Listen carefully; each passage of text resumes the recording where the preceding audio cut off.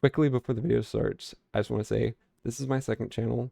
My main YouTube channel is Ballistic Run, where I post my gaming highlights, which I mainly stream over at Twitch at weekdays at 2 p.m. Pacific, 5 p.m. Eastern. So go check those out. They'll be linked in the description, and I hope to see you there.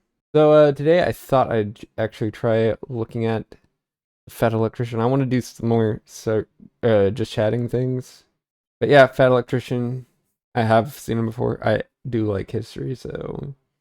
And it seems to be about when Washington crossed the Delaware, I believe, and to catch some mercenaries off guard. I believe it was mercenaries, not actual British soldiers during the Revolutionary War, like Prussian mercenaries, which, I mean, basically Germany.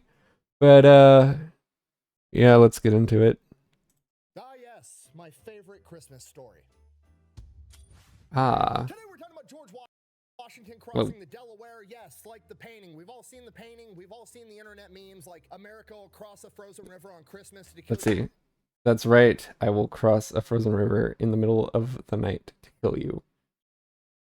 As soon as in your sleep on Christmas. Okay. When you're asleep, haha, that's funny. What's not funny it is the fact that everybody knows the painting, but almost nobody knows the full story. Okay. I have. What is that statue? Can that get me banned? That's better. Yeah, I have more context for the painting. I think most people just think, oh yeah, Washington Cross, the Delaware got captured some British. They weren't British, but they were more or less unarmed. But they weren't British. I think that's one thing people get. They were British mercenaries, well, hired by the British, but they weren't British. And the reason that's a tragedy is because while the painting is cool, the painting doesn't convey the message that Washington didn't just cross the Delaware River while it was frozen. He crossed it on 3 separate occasions, handed out 3 separate ass whoopings. Okay, that is interesting. That is something I did not know. Let's see what he has to say about that. American Revolution, and it is probably the 10 most important days in American history, and we're going to get all of it. Right, so like, did this all happen like just under 2 week? Oh, like just under a 2 week time span? Like he crossed the Delaware like 3 times over the course of about 2 weeks, kind of thing. I assume so, because I don't think it takes 10 days to cross the river and, you know, capture people. From our sponsor. This video is brought to you by Supremacy World War III, Should I watch this? I've heard people argue. I've heard some react to it just to let it play out, support the creator. I heard something about getting in trouble for doing that. But yeah, I could let it play out. I just heard some people have trouble with it. Could edit it out. States, which is usually what I like to do. I like to play but because I'm from Iowa, and then I like to attack Minnesota for obvious reasons. Banter. No, it's not banter. It's not banter, not now. Obvious reasons. My opening attack is obviously against the British because it's right. And nothing makes me want to watch the Grinch and cross a frozen river on Christmas to fight British people like the holiday season. But it gets even better because here's my link down below. You're gonna automatically unlock a bunch of freebies, including a special weapon, the railgun. Which, I mean, let's face it. Railguns, which I believe are highly impractical in real life. The energy costs just aren't worth what you get out of them. So, yeah. Now we're just playing on easy mode. That's why the US gave up on them. It's just like not really worth it. Like, you know, principle of diminishing returns and stuff. Beat the British with muskets and cannons, and now we've got rail guns. They don't stand a chance. If George Washington would have had one of these bad boys, they probably would have about putting a tax on tea. That's all I'm saying. So yeah, go check out Supremacy World War III. It's free to play. The link's down below. Let's get back to the video. Hopefully I don't get in trouble for this. Despair. Our story begins in December of Let's see what we got here. George Washington is currently leading the Continental Army, and things are not going well. They have suffered loss after... True. American Revolution, because oversimplified, for example, touched on this. But yeah, America wasn't just like this dominant force throughout the war. America was struggling constantly, and some key victories were able to get to move the revolution along more, keep morale up enough, but it wasn't like this universal, like, you know, like victory, I guess. Like, it wasn't like the US was overwhelmingly outpacing the British. They were just being enough of a nuisance. And then when France gets involved, it's basically the finishing blow. As now they don't want to deal with a nuisance as well as another powerful nation. That's a little too much. Loss after loss at the hands of the British. They've lost New York, they've lost Long Island, they've lost Fort Washington, they've lost Fort Lee, and they are now being driven out of New Jersey. All that remains of the Fort Washington at this point is about 2,400 men. They are beat up, they are freezing, they are starving. But here's another thing. I'm sure there are a lot of militias that are able to at least relieve the, Continental Army itself. And they've lost almost all of their supplies in their previous losses, and they are now being forced to retreat across the Delaware River into Pennsylvania to desperately try to stop the British from taking Philadelphia. And if that wasn't bad enough, the army is about to not exist because on December 3rd... Hold on. Is this semantics? Like, he crossed the Delaware 3 times? The first time to retreat, the second time to go and catch the mercenaries off guard, and then the third time to retreat again with the mercenaries in tow. Like, is that basically what it is, or did he actually do 3 separate, like, crossings that were attacks, So there's like 6, 7, whatever crossings in total, but 3 of them are actual, like, offensive crossings, and the other ones are just crossing back over after the attack. Midnight, all of the enlistments for all of the men in the Continental Army expire, and most of them are probably going to go home because they're tired of getting their asses kicked. Right. The American Revolution is going to dissolve, and it's game over. We remain British forever. Well, okay. That's terrible mainly for the elites like Washington, like Franklin, like all those guys, because those guys were the ones who are an actual active rebellion. So, like, there are ulterior motives that those elites have that aren't really present in common officer, I guess, or enlisted men. Because, like, the enlisted men, they're just there because they're there to fight under Washington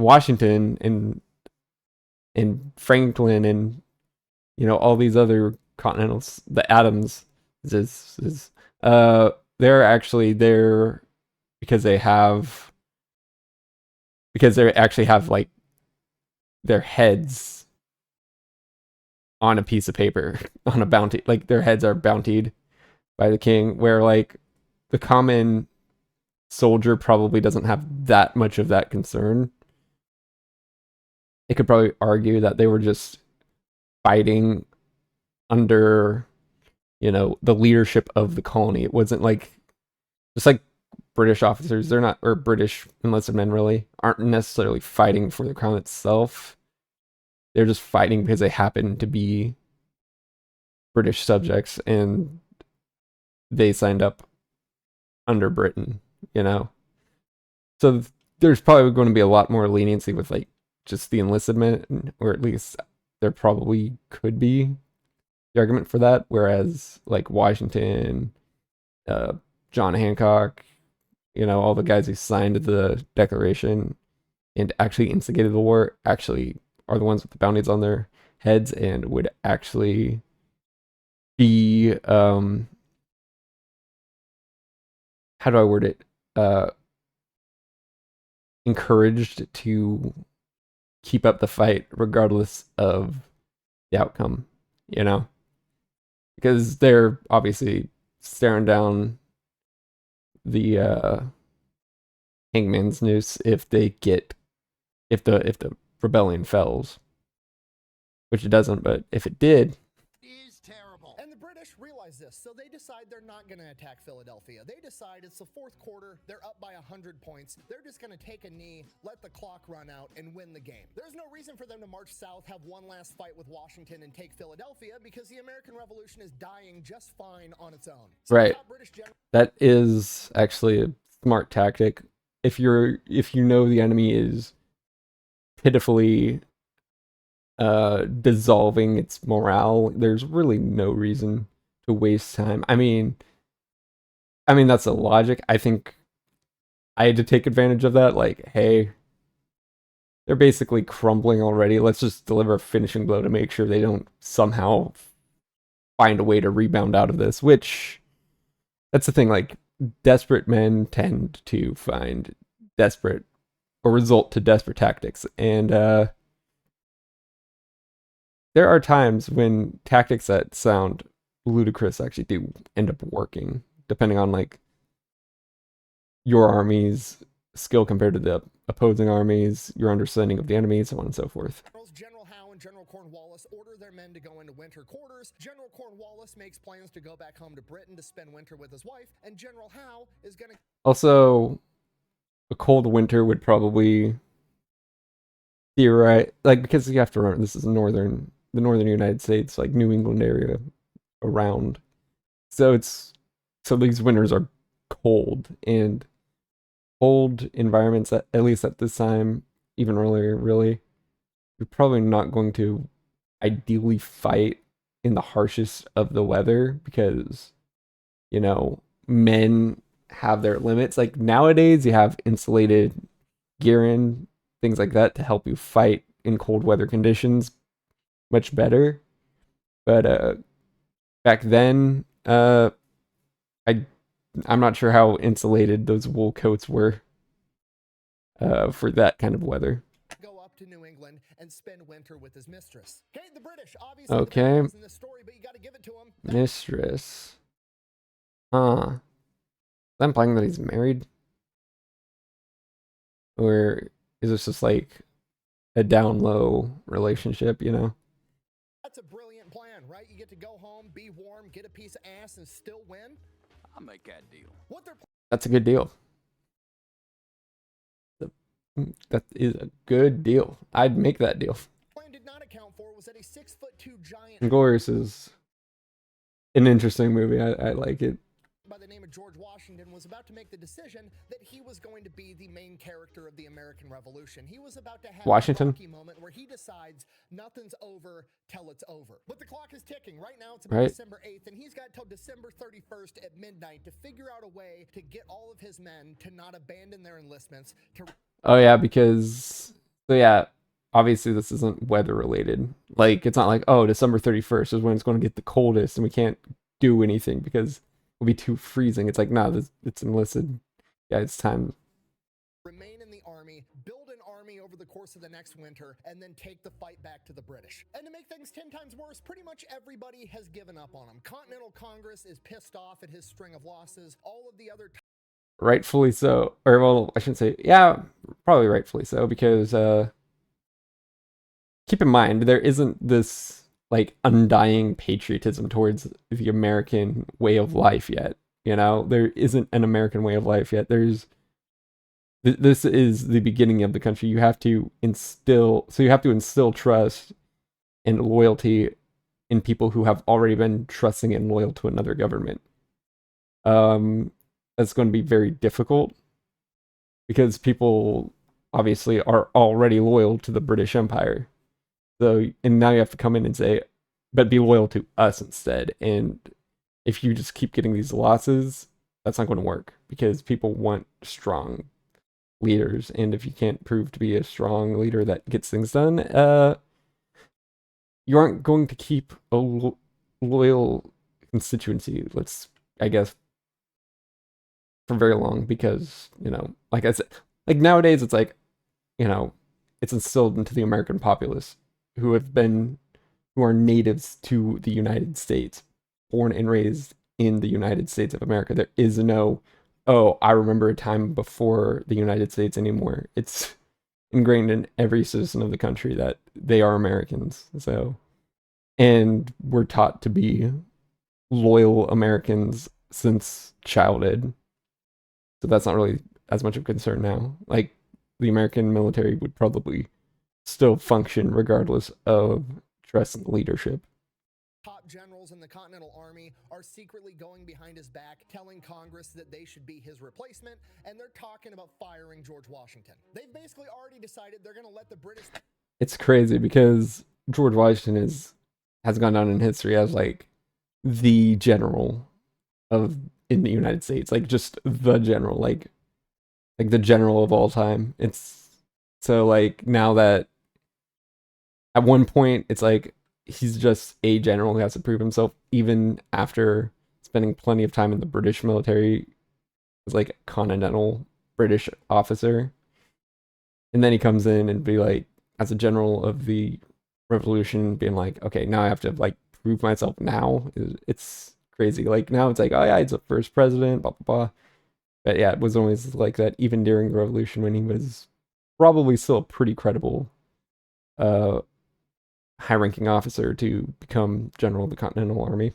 Plan work. They're going to let the clock run out. They're going to let the American military dissolve. And then they're going to hope in the spring everybody will have forgotten that they've just had their ass beat for the last 6 months straight. And they'll be able to raise a new army, put somebody else in charge of it, and they're going to go fight the British. But George Washington knows the people aren't going to forget. This revolution is going to die right here, right now, if he can't do something about it. And this is the lowest point of George Washington's life. In his own writings, I'm paraphrasing, but he basically says, I want to quit. I wish I could quit, but I know if I quit, nobody else is going to take up my spot and do what needs to be done right here, right now. He knows that he is a dad. He is a father to a new nation, and quitting is a luxury that he doesn't have. So he gets to work and he comes up with a plan.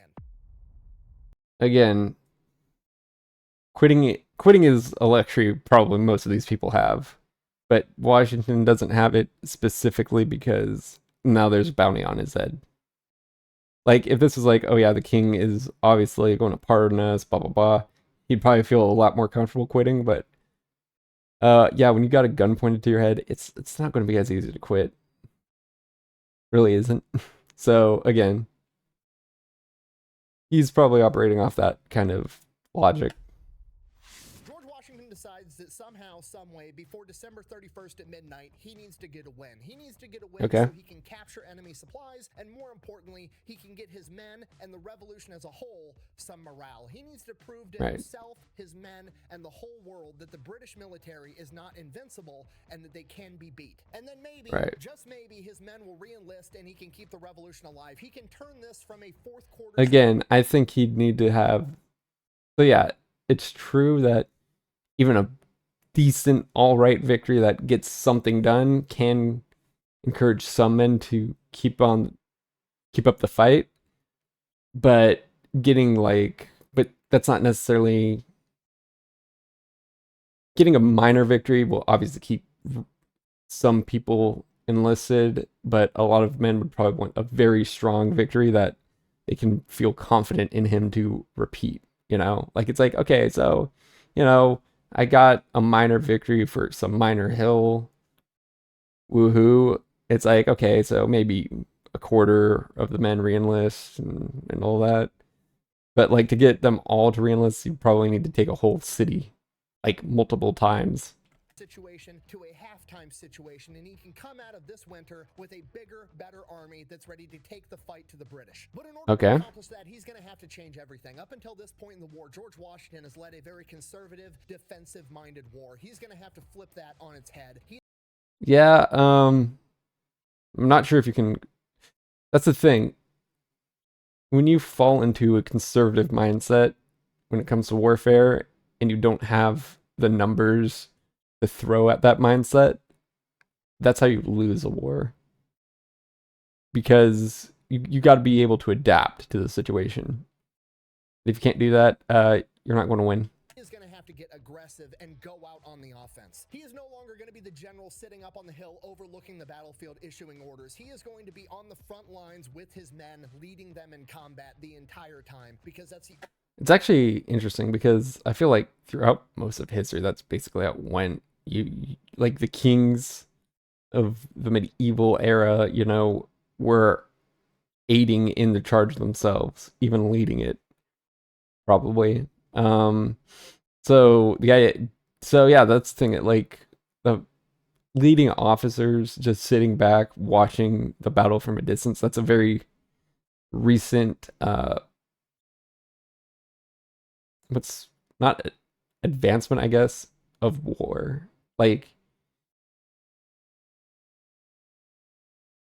back 1,000 years ago, you know, you'd see the you'd see the king himself fighting the war. You'd see that's like in the United States, the president himself going to, you know, Afghanistan, or like if Bush went to Afghanistan himself, grabbed a gun and shot at the Taliban himself. And that's what people, and that's just the history. And honestly, I'm not going to actually elaborate on that. But suffice it to say, I think we've possibly become a little more reckless because the leadership knows they could sit back and let other people do the fighting like that. Anyways.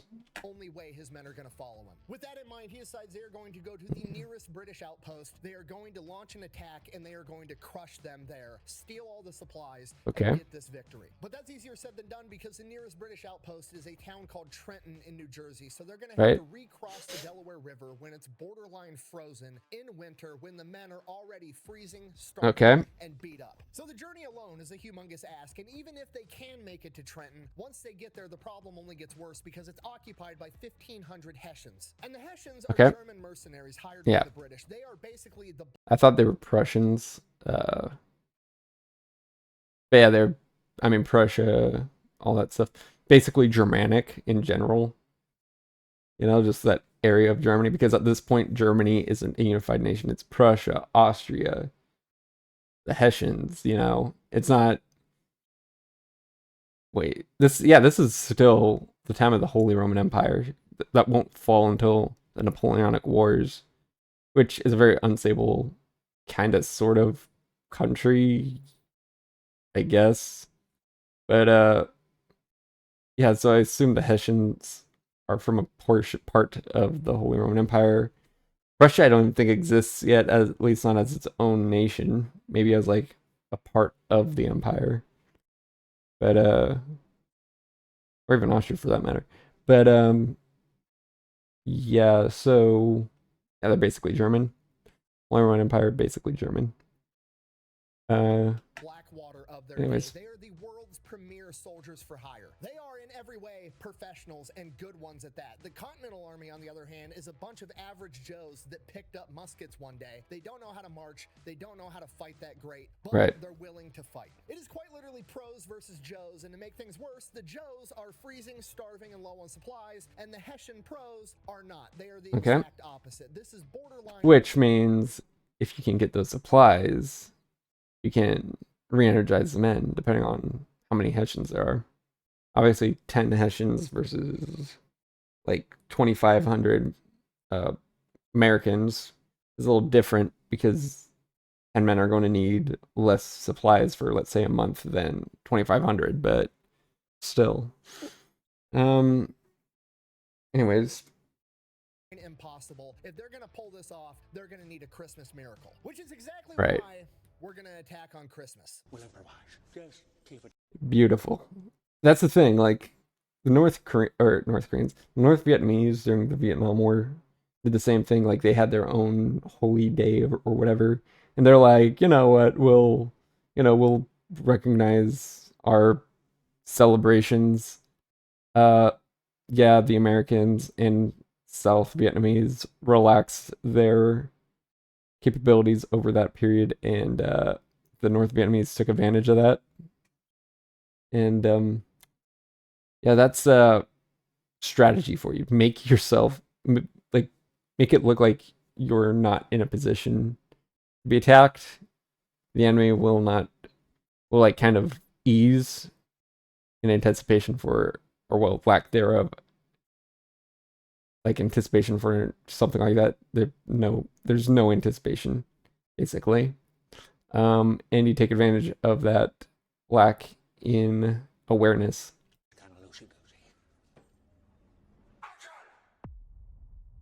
Okay. All right, so it's decided. We're attacking Trenton on Christmas, so we got to get a plan together. First things first, we got to be able to transport all the men and all the cannons across the river as quickly as possible. And in order to do that, we're going to need as many boats as possible. Luckily, the Delaware River is used for commerce, so there's these things called Durham boats that a lot of farmers and businesses... I mean, in theory, you could also use it to kind of hide among the tradesmen that operate on the river already own, and these boats are capable of carrying a huge quantity of weight because they're usually used for carrying like iron ore or crops. So when we get our hands on those, we'll be able to transport large quantities of men and cannons across the river as quickly as possible, and they're already along the river. So George Washington orders his guys to go out weeks in advance and track down all the farmers, all the businesses that own these Durham boats, and first, they need to ask if they can borrow them. If they're not going to let the Continental Army borrow them, they're going to ask them if they can buy them, and if they can't buy them, we're just going to steal that shit. We're going to strategically transfer that shit to our location. Okay? Yeah. The government likes that idea today too, so not a new concept. Not really that or an old concept, antiquated, whatever. Great. It's not good for, the whole hearts and minds, and we want everybody on our side to think we're the good guys thing, but our back is up against the wall. It has to be done. We need the desperation. We can't buy them, and we can't borrow them. We're going to fucking steal them. So the men go out, they acquire the boats. Okay, now for the actual plan, how we're going to conduct this battle. We are going to go there. We are going to leave at night. We are going to cross the frozen Delaware River with giant chunks of ice floating down it in these Durham boats in the dark, and then we're going to sounds dangerous. 9 miles to Trenton and hopefully get there. Probably why it was done. Because it's like the most impractical thing, and the most impractical thing is the most unexpected thing, meaning it is the greatest thing to do because the enemy isn't expecting it. Therefore, when you do end up doing it, you catch them off guard and unprepared. The sun is up and we can still... And when you're outnumbered, catching them off guard and unprepared is a great thing because numbers only work when both sides are of comparable, like, logistical strength. Like, like a bunch of people with guns going at a bunch of people with, bows and arrows or something like that. It doesn't matter how big the guys with the bows and arrows are, like how much of a force it is. They still got bows and arrows. Something infinitely inferior to gunpowder. Just guns. Fire from however far away. You'll hit, you'll cause more damage than an arrow could possibly ever do. So it's like, yeah, you could have 1,000-man army with guns versus a 10,000-man army with much older weaponry like bows, spears, whatever the case may be. And the guys with the guns will probably win because they have the technological advantage by a long shot. So, and this goes for catching them off guard. If you catch an army of equal technological advancement off guard, they can't ready that technology to be used, and therefore eliminating that technological aspect from their side altogether. Attack them at night, and because it's Christmas, hopefully all the Hessians have been partying and drinking, and we can catch them when they're drunk, off guard, and just slaughter everybody. That's the plan. Okay. Says there's an ad break. I'm gonna get some water and be right back. It's a little swig. Anyways. Yeah, let's get back to the video. I'm gonna pause it for that. To Trenton, then form up in ranks on the outskirts of town in a field and wait for the Hessians to come out and form up their ranks and fight like they do, where we all just stand in the field and take shots at each other. No, we are going to rush into the town with our 6-foot-tall Kentucky rifles and start doing CQB guerrilla warfare tactics. That's the plan. I know what you're thinking. If we're just doing that's the thing. Like, America did a lot of, like, okay, I'm not sure if it's the Continental Army necessarily, but militias and all that at least did a lot of guerrilla-esque warfare. Or well, I guess it was more or less guerrilla warfare. And I'd say after the revolution, the U.S. fell back into the convention of just lining up soldiers to be, meat shields. Even today, you don't see anyone like... I don't feel like there's any, like, guerrilla operations operatives that are like, hey, we need to know how to take on guerrillas and to actually challenge them, you know? Like, it's not like in Vietnam they had like anything to deal with the Viet Cong, where it's like, well, the Viet Cong are basically guerrilla patriots to the North Vietnamese. So what we're going to do is, you know, study them and learn how to counter the Viet Cong effectively. Maybe even use our own guerrilla tactics. It's like, I wonder why you lost. And that's the thing. Rules of war obviously are humane and all that, but rules of engagement and war and all that in military law or war law, whatever you want to call it, only works when both sides are mutually understanding it. Like it's the same thing with like the Japanese. The Japanese shot at easy targets like, you know, medics. So what did the medics do? They made themselves not look like medics. They grabbed proper guns, all that stuff, because they were in a situation where the conventions didn't follow.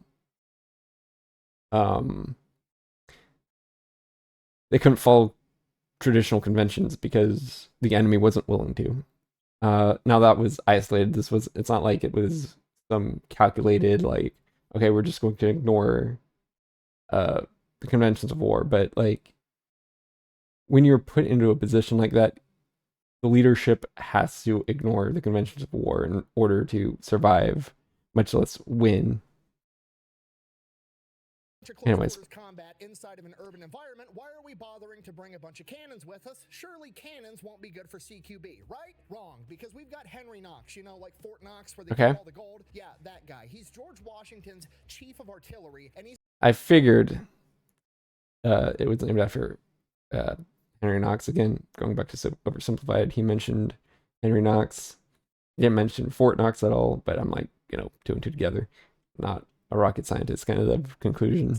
But to revolutionize how cannons are used in combat. Henry Knox is going to write the playbook for CQB cannon. This is going to be like, traditionally cannons weren't in your artillery, I guess, from a modern perspective, wasn't used in urban environments, and now it's going to be used to bomb urban environments. That kind of like the feel. Warfare, which shouldn't even be a thing. They made a CQB AT4, which is pretty sweet. Wait, hold on, time out. That's because usually cannons are just, you know, you put them up on the hill, they shoot right. the enemy from far away. That's how they're used. That's what artillery is at this point in time. Henry Knox, however, isn't going to have his one big artillery battery up on the hill. He's going to take his men that man the cannon. He's going to take them and the cannon, and he's going to attach them to different infantry units, and they are going to roll into town with the infantry. And every time they hit a major crossroads or a choke point, the cannon is going to set up there, and they're going to hold that. So it's basically like an early version of a tank, because obviously, like, I mean, nowadays we have like actual like those artillery cannons or guns or whatever you want to call them, you know, like that go on for like 20, 30, 40 feet, whatever, and can fire from 5 miles away or like 50. So I assume he's basically, so obviously he's not doing that. He's going in with more like tank-esque. We're going to just roll it down the street and fire at anything that needs to be fired at. Crossroads and that choke point with the cannon, and they're going to be using canister shot, which is basically a burlap sack full of a bunch of tiny cannonballs, essentially turning it into a giant fucking shotgun. And we all know shotguns are the best for CQB. Pistols put holes in people. Shotguns are great for close quarters because shotguns aren't like regular bullets where it just shoots a single slug. It's like a bunch of BBs packed into a shell, you know. So you fire, and all those BBs spread out and can hit multiple targets. So yeah, probably would prefer that. Rifles put holes through people. Shotguns at the right range with the right load will physically remove a chunk of shit off your opponent and throw that shit on the floor. So Henry also, depending on the spread, hit multiple people and do that to multiple people. Knox and his artillery boys are going to be going in attached to the main assault element that is led by George Washington himself. There's also going to be 2 other elements of this attack. And the second element is absolutely critical for mission success because there's... Also, 50 BMG can't do that. Like if you watch, because I've watched, you know, like ballistics testing, and it's crazy. Like a 50 BMG, these ballistic semis like remove a lot. So I'm just going to say that much. But you know, they remove a lot and are very dangerous. Probably the most dangerous. Like then you get like a, what is it, 20, 22 caliber. Like dude, I don't even notice it actually hit the target that it was aimed for. There's like no like what's the word, wave of to show that it even entered, much less a visible entry wound. There's a Delaware River going down, Trenton is right here, and then there's a little creek that peels off the Delaware River called the Assunpink Creek. Okay. Come again. And to answer your question, yes, it is taking an enormous amount of self-control not to make a joke about the name of this creek. Anyways, moving on. In order for this mission to succeed, take control of this bridge immediately and cut it off, because if the Hessians are able to get all their men and get them across the bridge, they'll be able to form up, and then there's one giant choke point, and then it's just going to be a slugfest, and the Americans are probably not going to win because they're going to have to run across a bridge to get to the Hessians, or the Hessians are just going to retreat, go to the nearest town, and come back with a ton of reinforcements. And the problem George Washington faces with this is there's not a lot of people capable of leading this force that he also actually trusts, because the vast majority of high-ranking officers in the Continental Army at this point in time are politically hostile to George Washington, and they're running off to Congress trying to steal his job. Really, the only big names that are super loyal to George Washington himself are Henry Knox, who has to be with George Washington, and Nathaniel Greene, the fighting Quaker, aka his right-hand guy, and he also needs him with the main assault force. So he needs somebody that he can trust that's going to lead these men in combat. So he turns to John Sullivan. Now, John Sullivan and George Washington definitely have their differences. They don't necessarily like each other. They get on each other's nerves. But Sullivan isn't a politicking general. He's not going behind George Washington's back trying to steal his job. His and George Washington's disagreements fall over how to win the battle, not necessarily who should be leading. This guy is a straight up hardcore soldier. Okay, so yeah, if it's simple disagreements like how to fight, you have more trust in the person than if they're just trying to politics you out of your job, you know? And this isn't even necessarily the revolution. This goes like even into like World War II or something like that, where like there's this political strife between generals trying to take each other's jobs, whereas like in the revolution you actually had a worry about like the revolution itself, people going for power. Now that we already have that established, by the time of the world wars or something like that, you don't really have that side of the politics, you know, backstabbing, all that. It's more or less I think I'm better than you kind of thing, which since this is a simple petty I think I'm better than you thing, it's a lot easier to be like, follow my orders, do what I do, go fight, because they're not really concerned about them, you know, going for glory, or like he just wants to get the job done. He has a different perspective, but still just want to get the job done. So you're able to put a lot more trust into him doing it, because he's not going to backstab you in the end. Just wants to go in there, get the job done as effectively as possible. Once John Sullivan has his orders, he is a guy that just goes out there and gets it done. He can improvise on the fly, and he is hyper aggressive. He believes that having an imperfect plan that is executed immediately and violently is better than a perfect plan that takes a little while to figure out. And that is why George Washington comes to him with this mission to take over the bridge over the Assunpink, and is like, look, I don't care how you do it, just fucking get it done. Take this bridge. Again, expediency is best because it means it gives the enemy less time to build forces, to react, to all that stuff. So yeah, you could go in with an imperfect plan as long as you get it done quickly and with as little enemy intelligence on you as possible, all that. You could probably win. Like I said, especially if they're caught off guard with little to no preparation. You know, no one's having guns in their hands, anything like that. They're they're eating around a campfire or something, you know? That would be the most optimal time to attack, because then they'd have to rush, they'd have to go around in their sleepwear, something like that, not able to camouflage. I mean, this doesn't have camouflage, but for a modern perspective, not able to camouflage this easily. Much easier pickings, things like, you know, just things like that that make it a lot easier to do. Like, there's plenty of medieval battles that one side won because the other side didn't have time to put on their armor. You know, it's not necessarily because they were outnumbered, but because they just couldn't put on their armor, and they couldn't grab their most effective weapons because it just was a get in, fight, you know, just try to repel them.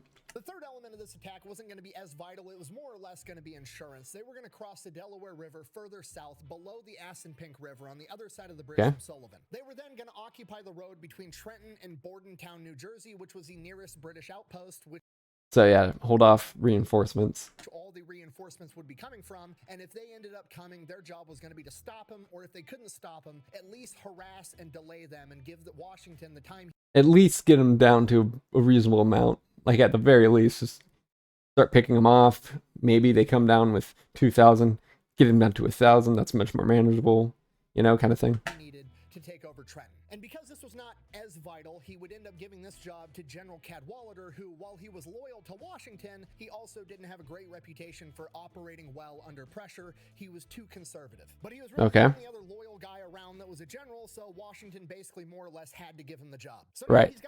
And again, this being not so crucial means that the conservatism is more acceptable. Basically, you know, if he ultimately loses, it's not as bad as if he was given the more crucial action. The leadership that he needs to the best that he could do. Now he's got to improve morale. He's got to get all of his men's hearts into this fight, and he's just brutally honest. Interesting how he can do that. No, because that's, like I said, the men don't need to be loyal to the revolution necessarily, unless Washington comes out and says the king's going to have your heads just as much as he's going to have mine. Despite the fact that you're just commoners who signed up because of me or whatever. Like, unless he says something along those lines, I wouldn't have the most faith in this motivational speech working. With him. He straight up just comes out and tells him, look, this is going to be victory or death. We're going to fucking win or we're all going to die. Those are the only solutions. And that literally becomes the call phrase for the mission. Like different units operating in the darkness, you hear somebody off in the distance, you yell out a code word and they respond back with the right code word. That way you know it's a friendly. The call sign that you yell out is victory, and the person responds with or death. And everybody men are actually fucking pumped because that's interesting. First time in their entire military career that they are going out on the offensive. They get to be the aggressor. Everything up until this point has just been them hunkering down and waiting for the big, bad, invincible British military to come get them and kick their ass. And this would probably be exciting for a lot of like men who actually want to be soldiers, at least. Like, just get out, go on the offensive, be the hero, you know. I think, pretty antiquated belief of, you know, the glory of war kind of thing. And of course, this becomes a World War I topic of where's the glory in war. But back before World War I, this is like 100-something, like 150, less than 150 years, maybe like more like 125 years. Before World War I, so there's still this illusion of glory to be had in war, despite the fact that you're just another, you know, meat shield for the higher ups. This is the first time ever that they're going to roll up and they're going to do the ass kicking. So this is it. The game is set. It is victory or death. The American Revolution is going to get a win right here, right now, or it is going to die and we're going to stay British forever. Okay. Merry Christmas. Day, 6 p.m., 1776. All the head honchos are inside of a house. They're all looking at George Washington. Yeah, great time to attack. Again, holiday. Everyone's probably like, you know, everyone's celebrating Christmas. Keep in mind, they're all Christians. At the end of the day, it's not like they're going against up against Muslims or something, which obviously Muslims don't celebrate Christmas, Jews don't, but they also have Hanukkah, which I think I'm not sure. Actually, I'm not sure if Hanukkah aligns with Christmas exactly, but it's pretty close. I don't think, from my knowledge, Muslims I don't think have a holiday that lines up perfectly with Christmas, or at least close enough. So again, they're all Christians who celebrate Christmas on the same day. This is going to be a great time to launch an attack because they'd probably go on the assumption that our fellow Christians are going to celebrate the same holiday and take the day off. Washington, Nathaniel Green, Henry Knox, John Sullivan, General Cadwalader, all looking at him like, are we still going through with this crazy plan? Because not only is this plan crazy, there's now also a snowstorm outside. And George Washington issues the order. The weather doesn't matter. The clock is still ticking. We're going anyways. And you know what? Finding the silver lining, it probably adds to the element of surprise because now it's not just the Hessians thinking, surely the Americans wouldn't cross a frozen river on Christmas to kill us in our sleep. Now it's the Americans surely wouldn't cross a frozen river on Christmas in a snowstorm to kill us in our sleep, right? Wrong. No, that's yeah. Like this goes back to again, everyone there is a Christian. They could take advantage of that. Surely a fellow Christian will not attack on the most holy day of our religion, kind of thing, you know? Which makes it the perfect time to attack. Like I said, the Vietnamese did this with their own holiday, the North Vietnamese. They basically said, we're going to observe our holiday. They didn't. They took advantage of the fact that that holiday exists to begin with. And same thing here. exactly what we're doing. Board the fucking boats. 7 p.m. they start ferrying guys across the river, and the weather just keeps getting worse and worse and worse. It's no longer just snow falling. It is sleet and freezing rain. Visibility is incredibly low, and it's getting darker and darker by the minute, and they've got nothing but lamps to light them up while they're crossing a frozen river, getting just pissed on by freezing rain. This slow it takes hours longer than it was supposed to for Washington and Sullivan's men to get across the river, and they are now hours behind schedule. They don't get all their men across the river until 1 in the morning, and as soon as they get all their men across the river, they receive word that Cadwalader's men weren't able to cross at all. So now it's just the 2 of the 3 elements that they wanted. The men are What? So Cadwalader, whatever, was my question was he was, it's possible he was being more conservative because he's the more conservative general here. So it's like he saw the bad weather, the same exact bad weather as Washington. Washington was like cross anyways. He's like, it's too bad. You know what? Never mind. But like I said, that ideally wouldn't matter because it's a less important thing. Washington was probably at least hoping he'd get across and be able to do something. But he probably wasn't expecting too great of an outcome on his end, just enough. So it probably isn't that big of a deal. already freezing. They're going to have to walk 9 miles through this snowstorm to get to Trenton. They only have 2/3 of the men that they wanted, and 2 men fell off the boats and froze to death already, and the rest of the men are actively freezing to death. And George Washington considers turning back, but he realizes that under these conditions, it's probably going to take longer to ferry the men back across the river than it is just to march to Trenton. And at least if they're marching, they'll be able to stay warm instead of sitting here waiting for their turn to hop on a boat. Exercise is a great way to stay warm. If you can stay warm, you can avoid, all the issues with being cold. So that's it. We've crossed the point of no return. No matter how bad it gets, we have to keep pushing forward. It is quite literally victory or death at this point. They start marching to Trenton. And this march takes way longer than it's supposed to. The men are still pumped spiritually, but physically they are still starving, freezing. It's a snowstorm. It's dark, and all they not a great time to leading the way. Obviously, be a soldier. Sullivan's men split up because they're taking different routes to attack different spots on the town. Sullivan winds up sending a runner over to George Washington and is like, hey, our men are completely soaked with this freezing rain. All of our black powder's wet. We're not going to be able to shoot people when we get there. To which Washington replies, then use bayonets. John Sullivan just getting the job done. Keep in mind, this is a time when bayonets are still very much relevant. Guns are incredibly inefficient to fire still. Takes forever to load. You only get one shot, and then you have to take forever to load again. So yeah, you basically get one shot, and if you're in close quarters, You need to rely on your bayonet, of course. If you're just marching in a line in like a traditional battle, at the time, you fire your volley, let the line behind you fire their volley while you reload, and then you march and fire your volley while they reload, and so on and so forth. But yeah, if you're like hand-to-hand combat at this point, yeah, you gotta rely on your bayonet. Anyways, is like, okay, Roger, take over the bridge with nothing but pointy sticks. You got it. They don't make it to Trenton Okay. until like 7:30 in the morning. The sun's already coming up. Everything is going wrong. They're missing one of their 3 elements. The black powder's wet. The sun is now up when they were supposed to attack at the dark. And the Hessians didn't go and get drunk the night before, and they're all just sleeping. The perfect plan that we had is... I mean, they're all just sleeping, so as long as it can be as quiet as possible, you could still catch them off guard and completely unprepared, especially if their guns are away from their sleeping quarters. So yeah. It no longer exists. The only thing we have now is immediate and violent execution of whatever we've got. Yeah, let's try some schoolyard bullshit. So the Americans Okay. attack at 8 I'm down for that. There's very few guards out because, again, it's the day after Christmas and a snowstorm just ended. Surely the Americans aren't on their way, right?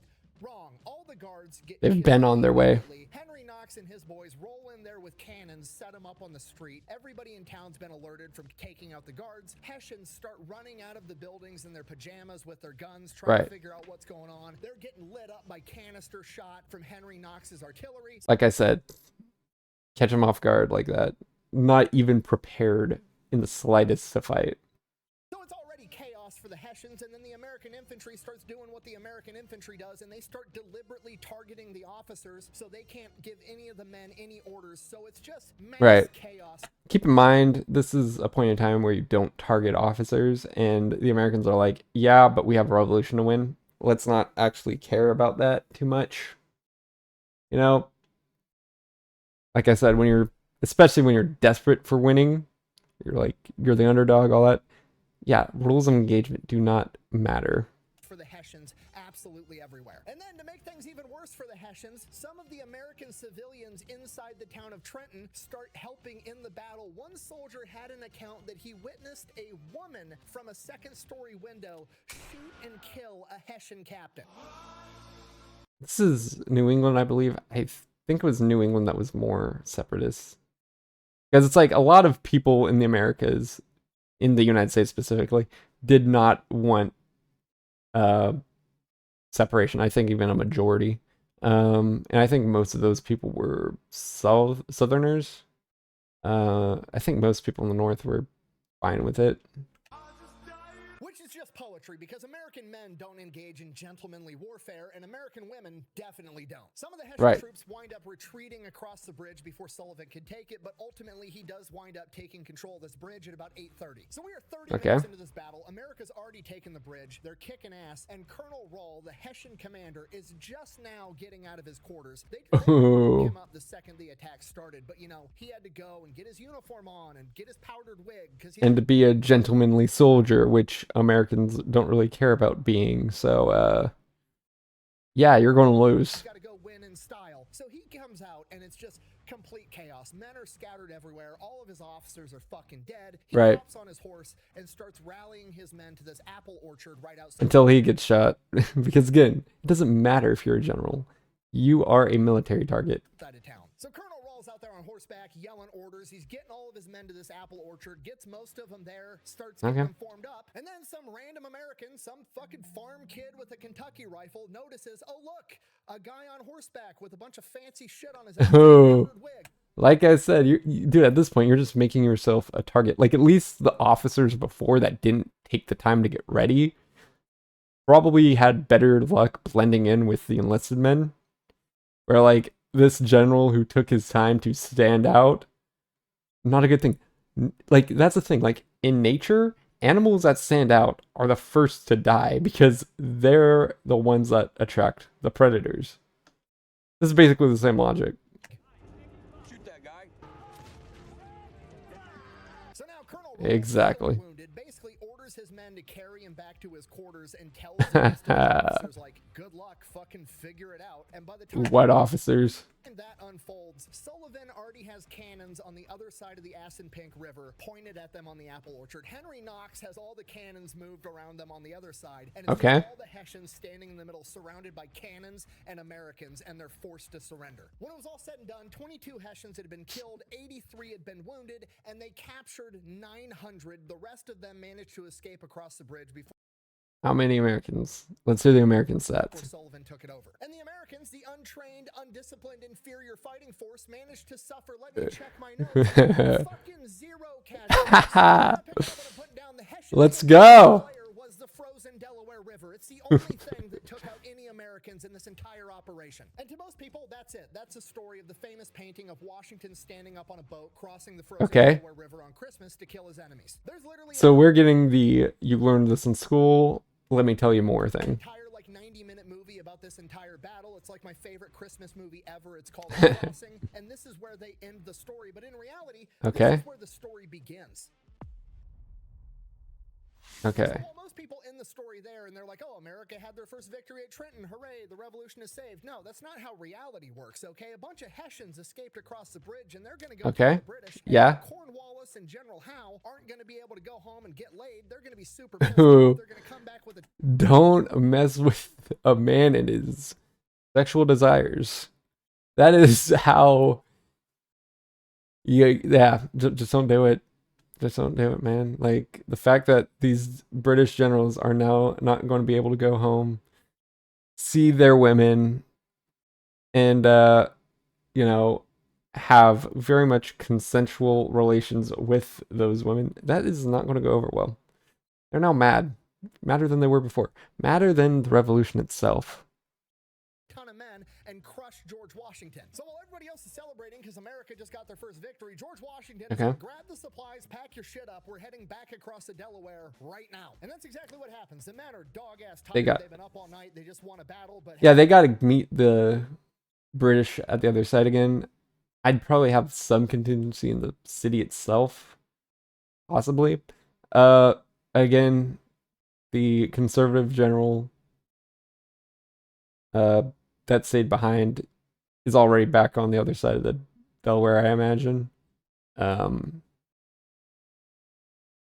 yeah, that going for you, possibly. Hey, George Washington says so. That's what we're gonna do. They get all the supplies. Or at least you could cross the bridge again, depending on how close you are to it. That they just captured. They pack all their shit up. They head back across the Delaware. At least there's not a snowstorm going on. So when they get back, now Washington has to handle the fact that the clock is... the thing is, you can't take advantage of that snowstorm for cover or anything. So it's kind of a double-edged thing.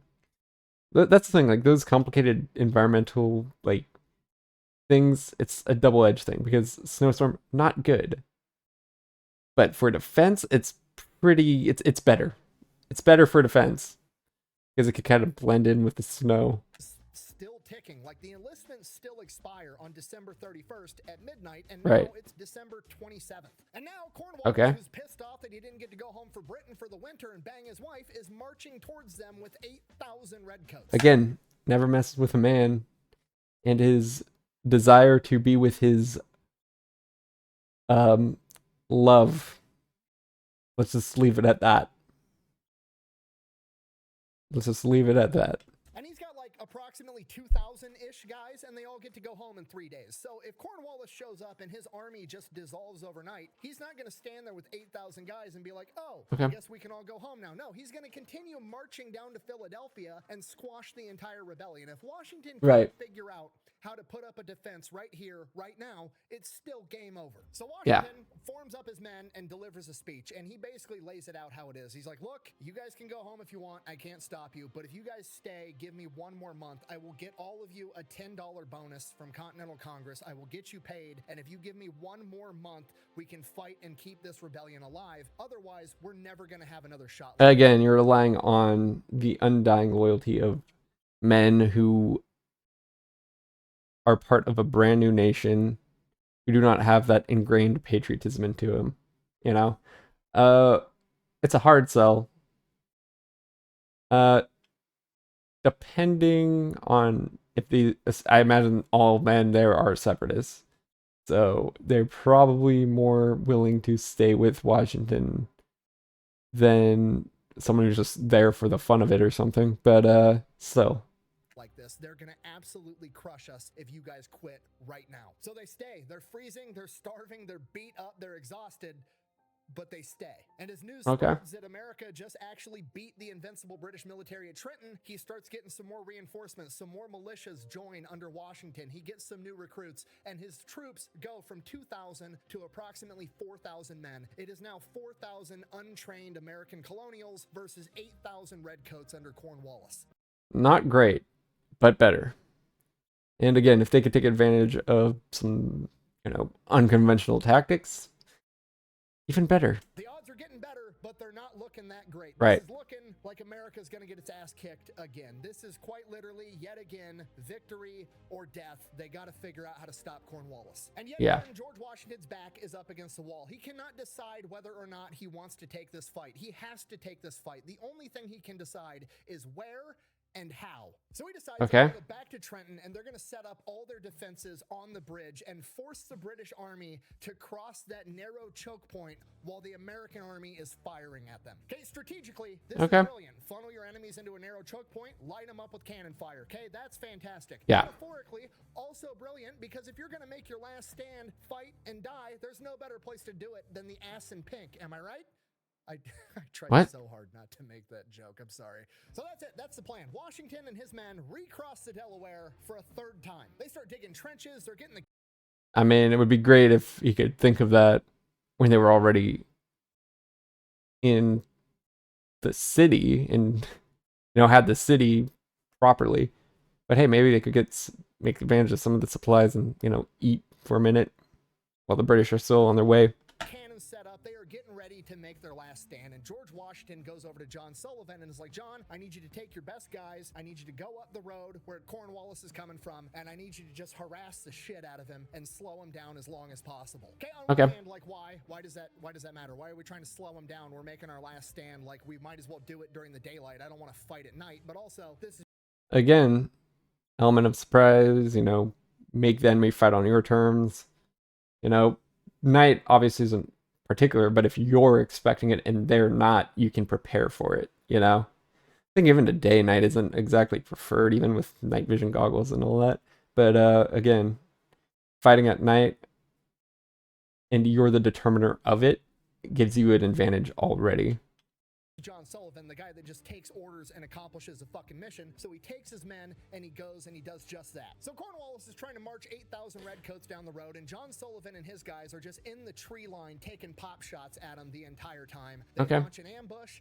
They dip. The British have to turn, file ranks, go out into the field. Right. They fire back into the trees. Turns into a whole 45-minute thing every time. And by the time they return fire, John Sullivan and his guys are already gone. They just, they just harass them.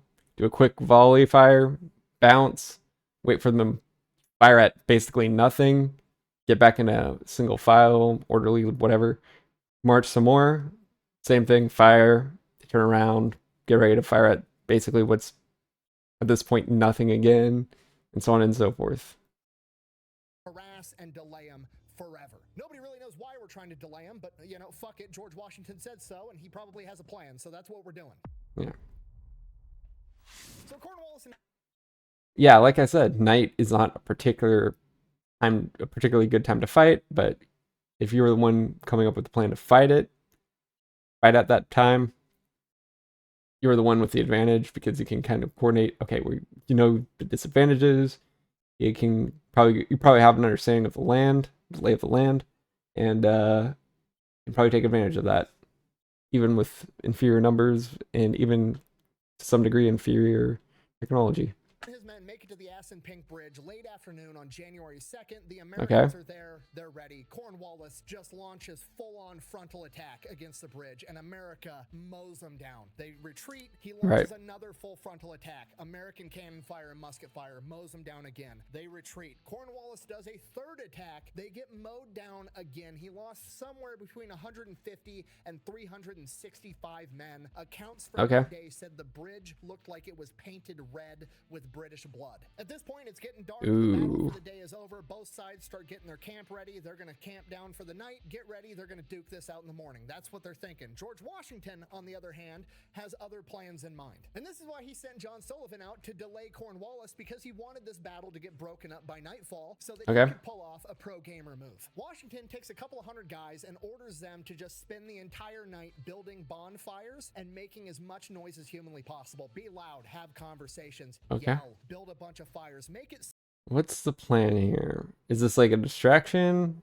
Seem like there's 4,000 motherfuckers on this side of the bridge, and the rest of us are... Oh, what he's doing is having, like, let's say a contingency of 500 men of the 4,000. It's like having 500 men make it look like 4,000 men on that side of the bridge alone. So probably make it look like there's a lot more men than there actually are.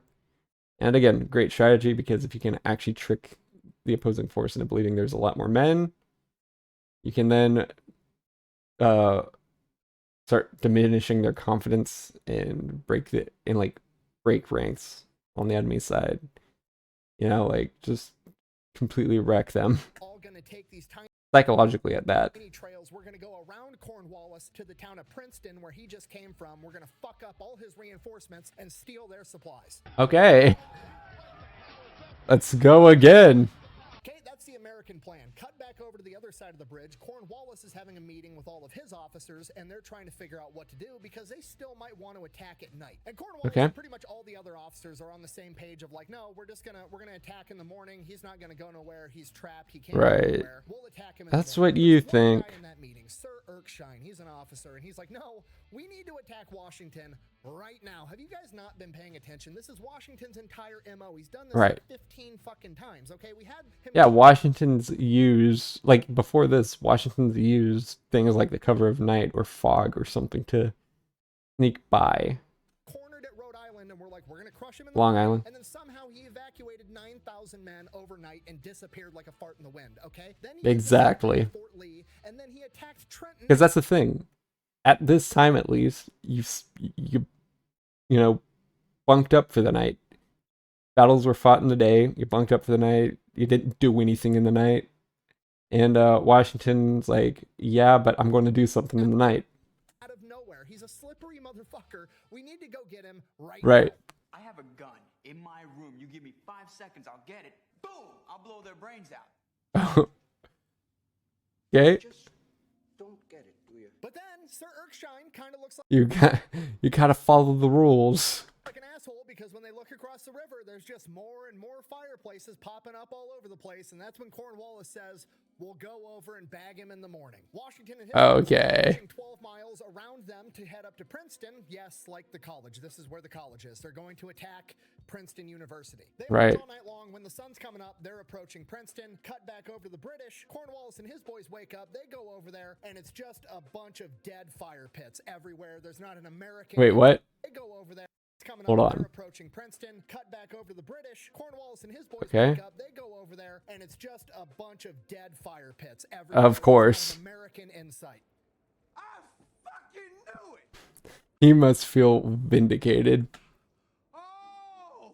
Cutting back over to the Americans as they're approaching Princeton. There's This is also another problem with British military, is like, in the British military, officers are basically the elites, you know? Like, that's the most expedient way to become an officer, is be aristocracy. So you have these, you know, nepo baby, you know, my dad's a duke, so I'm a, you know, major general, and there's no guys there with actually good general leadership competence.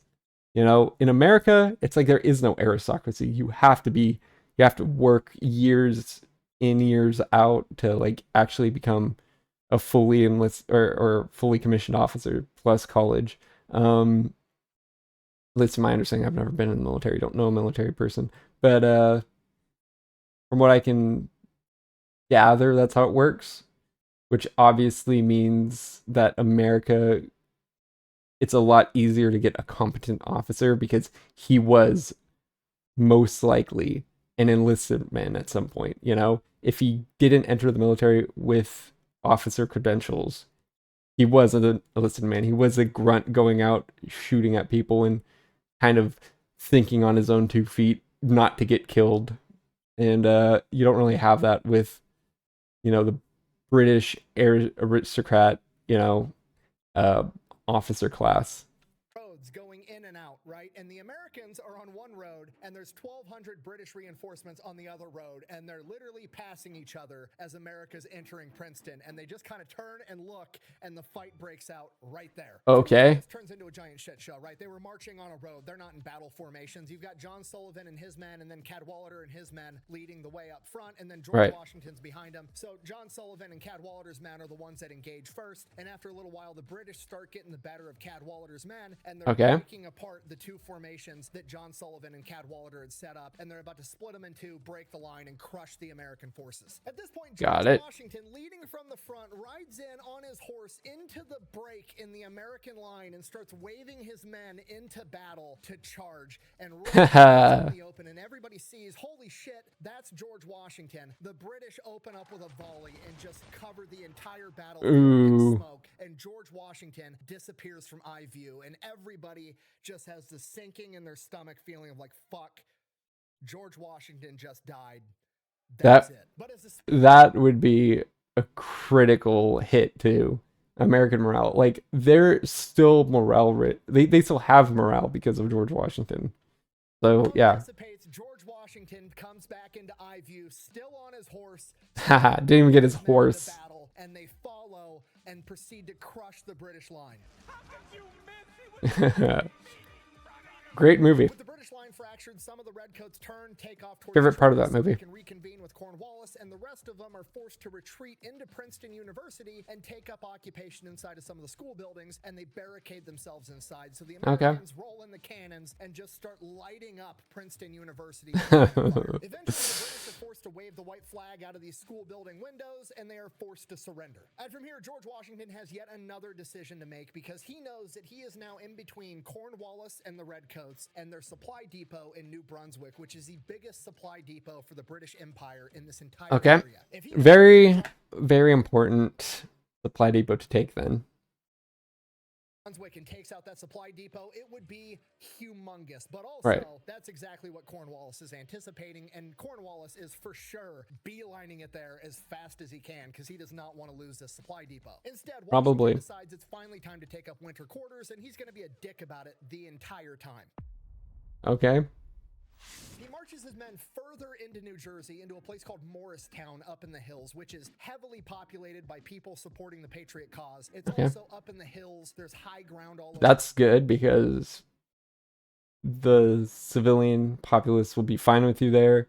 They probably will be more likely to even join, or at least do some fighting outside of military and militia operations, giving you the advantage. For the place, there's very few roads to get in and out. It is extremely easy for him to defend, and the British aren't going to be able to reach him there without taking a humongous amount of losses. More importantly, it's centralized in relation to all the other British outposts, so he has this impenetrable home base that's centralized. So from here, for the next 2 to 3 weeks, he just sends out raiding parties on all the British outposts and is relentlessly harassing them until they finally say fuck this, and the British pull out of New Jersey altogether for the winter. When this news spread, thousands of young men went and enlisted in the Continental Army. They got a ton of support from civilians. They got more food, more supplies, more everything. The entire exactly what they needed. Like, I mean, it probably would have been more or less fine anyways, but they desperately needed all that supplies.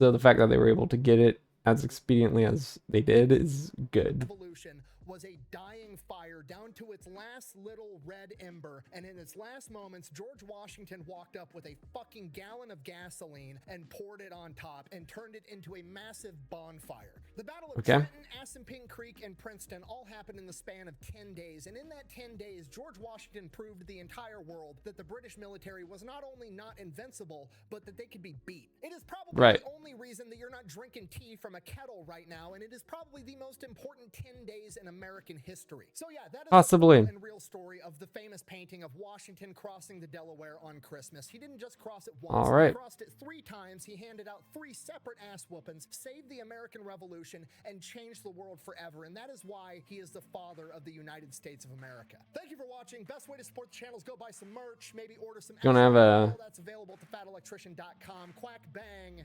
Out. I'm gonna have a little end section. And you guys thought Die Yep. Hard was a good Christmas story. It is. Like, dude, my favorite Christmas movie. Anyways, that's probably it.